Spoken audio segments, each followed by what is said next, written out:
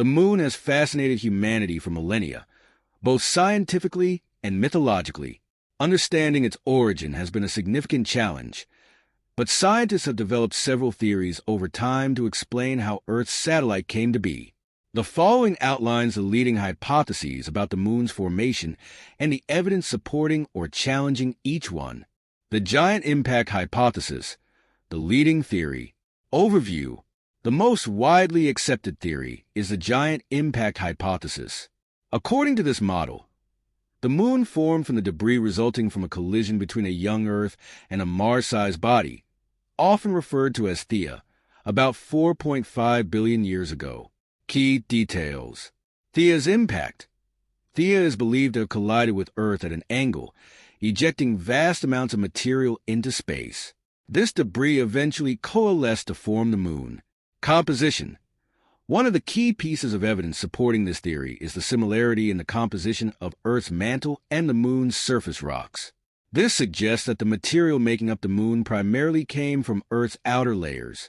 Moon's orbit. The moon's large size relative to Earth and its distance from the planet are consistent with a scenario in which the moon formed after a massive impact. Strengths. Isotopic similarity.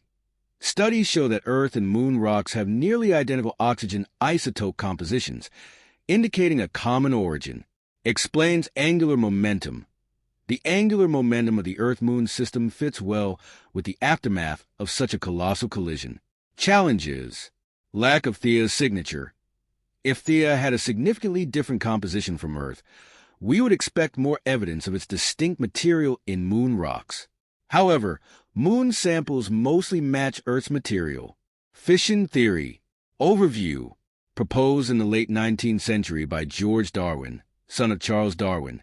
The fission theory suggests that the moon was once part of Earth, but was flung off due to the planet's rapid rotation early in its history. Key details. Spin hypothesis.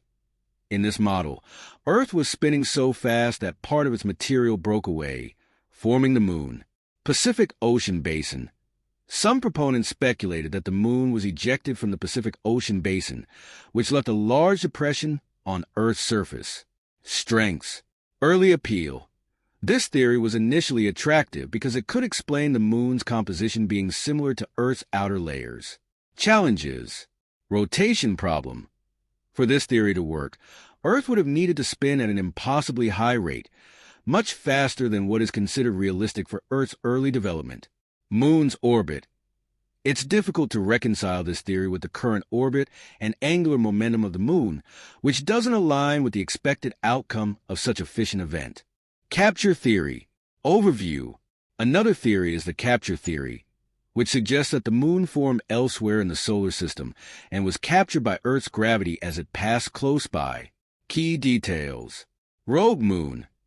In this scenario, the moon would have been a wandering body formed independently and then drawn into Earth's gravitational field. Strengths. Explains differences in composition. This theory could explain differences in composition between Earth and the moon if the moon formed in a different part of the solar system. Challenges. Orbital inconsistencies. For Earth to capture such a large object into a stable orbit, highly specific conditions would be required, making the scenario unlikely. Energy problem. The energy required for such a capture, without the moon either crashing into Earth or being flung back into space, is highly improbable. Co-formation accretion theory. Overview. The co-formation theory posits that Earth and the moon formed together as a double system from the primordial accretion disk of gas and dust surrounding the early sun. Key details. Twin formation. The idea is that Earth and the moon condensed out of the same material in close proximity to each other. Strengths. Explains proximity.